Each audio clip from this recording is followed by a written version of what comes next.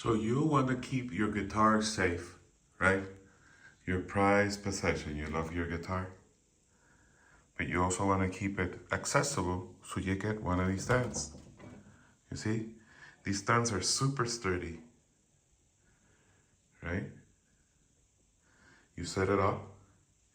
It's foldable, so you can take it with you for a gig. And it has these nice rubber,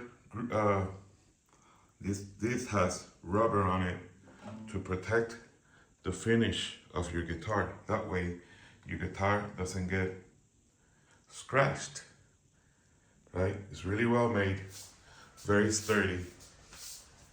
I'm sure it holds 200-pound guitar because these things are so heavy, made out of metal. This is cast metal, really nice, right? And then it has these rubber shoes so it doesn't scratch the surface of your floor, right? Because it's made out of metal. In case your floor is made out of wood, it's perfect for the studio. So, super recommended.